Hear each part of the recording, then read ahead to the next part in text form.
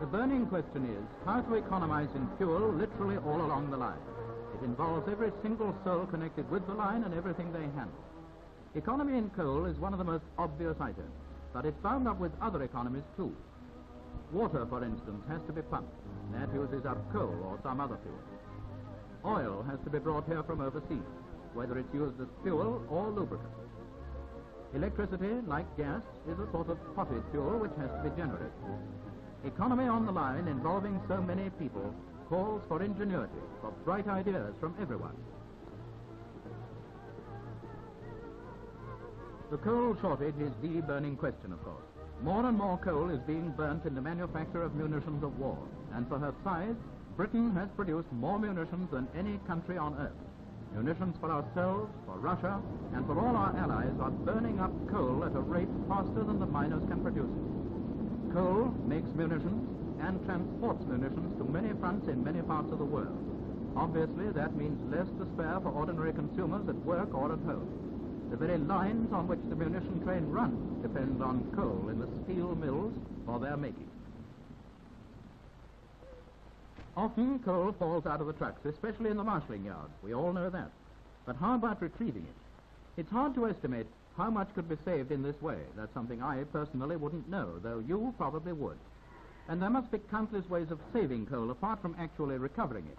Everyone on the line is entitled to contribute ideas on that. It's an obligation to do so, though it's the inspector's job, of course. For instance, if he were to spot somebody wasting coal and water like this, he would naturally point it out, and the man on the footplate would naturally cooperate. Economy is only a matter of using your intelligence and to think up new methods of saving and passing them on. Hey, fireman, what about this blowing off? Sorry, but I was doing something else and didn't think she'd come over so quickly. Yes, I know, but I want you to realize the waste of coal and water that occurs due to engines blowing off must be strictly avoided. There's plenty of room for more water to keep her quiet. Righto, I'll see you don't catch me again. Hello. You look a bit strange on a paddle boat. Know anything about them? Not much. Fire box is a bit too long for me. Yes, and by the look of it, you had far too much fire under the door. But here, I'll show you. It's quite easy when you have the knack. Now, if you don't take too much at a time and fire evenly all over the box, you'll find it quite simple. Looks easy, and I'll take your tip. Oh, by the way, how much water do you reckon to carry in the boiler when you're running? Oh, keep it about an inch below the top nut. As we've already seen, you can't always help planting a few miniature coal mines in the marshalling yard. But there's no necessity to stack tenders so high that someone's liable to get a black eye from the lumps falling off. Not only is proper trimming an economy, it's an aid to popularity. Look here, Bill. I've noticed a number of tenders lately with coal not properly stacked. And you chaps should realize the danger to men working on the track and also the waste which occurs through coal falling off. So keep the lumps well stacked along the side and back, which will make it safe. Incidentally, these lumps will come in handy for getting a good start on your fire for the return journey. By the way, here's an interesting fact. Worked out by the Southern Railway Brains Trust. Only one shovelful per engine hour saved would make a total saving of 15,000 tons a year. Can't we manage that? If you happen to be the office fireman, you can add to that tonnage of savings in more ways than one. For instance, why pile up the fire last thing at night?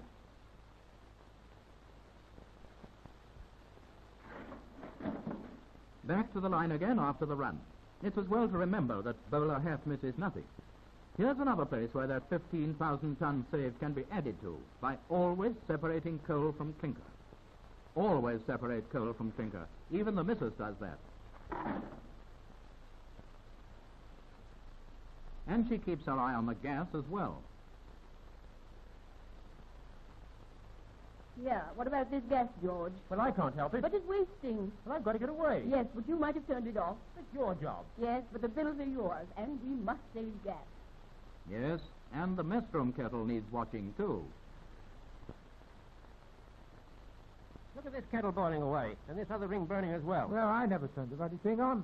But it's your business to turn it off if it's not being used. It isn't only inspectors who have ideas on economy. It's a part of everybody's war service to produce useful ideas. Here, a fireman has had a brainwave, and he's taken the trouble to come along and turn it in. It's not a case of any question, so much as any suggestion. Don't let modesty affect your war effort. If you have any ideas, pass them on. They will certainly be given every consideration. Oil, of course, is not always used as a fuel. Perfectly true. It may be used as a fuel or a lubricant. It has been said that the ability to prosecute a modern war is absolutely dependent on oil. And you won't forget that these boys were dependent on it in the days of the Battle of Britain, when we, in turn, depended on them. It's still true today. Oil must be used with the strictest economy so that the highest possible amount of that imported at such grave risk may find its way to the armed forces.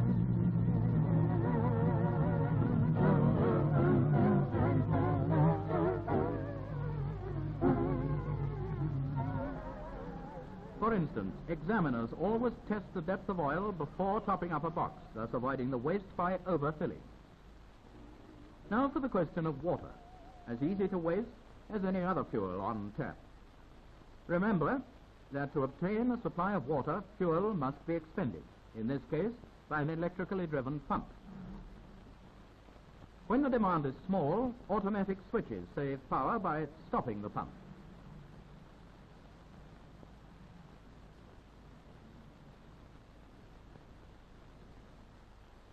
But losses due to many leaky fittings and taps, which may only require that extra turn to stop the leak, have to be made good, and consequently the pump works overtime. And of course, while this may only be for a matter of minutes, remember that a tender allowed to overflow might keep it working for hours. Electricity is canned fuel. When you save it, you save that coal for munitions. The dead man's handle is a saving grace.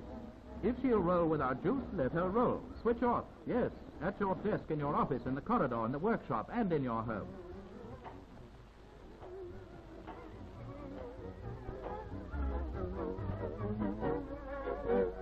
For instance, in the office, it's not a bad idea to find out why lights are on in daytime, if indeed they are. All sorts of ridiculous, thoughtless obstacles to economy keep cropping up. They can be removed. It's a safe bet that in 9 cases out of 10, some minor adjustment of curtains or furniture in the office will remove the need for electric light in daytime. It's really only a matter of noticing and then using common sense. But the urgency of the need for economy should be in everyone's mind all the time.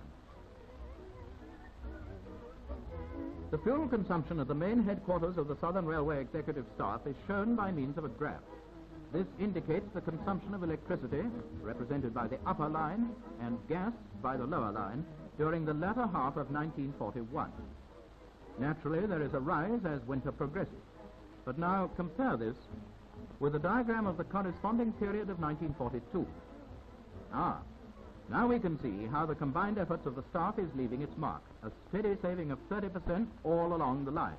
No doubt others can show the same, but just have a check-up, will you? Electricity, coal, gas, oil, and water.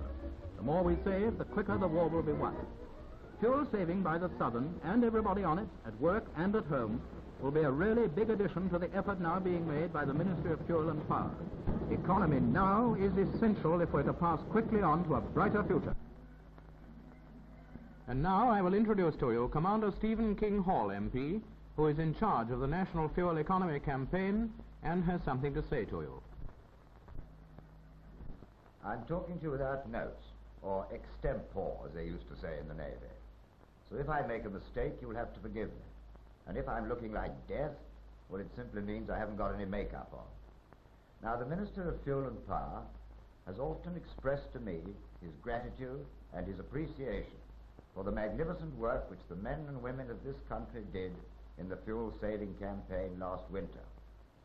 But now that I've seen this film, I realize that railway men and railway women understand the importance of saving fuel, not only in your homes, but also at your work. We won the battle for fuel of 1942-43, but a battle is not a campaign, and fuel economy, I can tell you, is as vital as ever. Now, the message we want to get across to the nation is this: save fuel at your job as well as in your homes. And I want you to signal that message up and down the line and all over Britain. Now it's up to you. Thank you.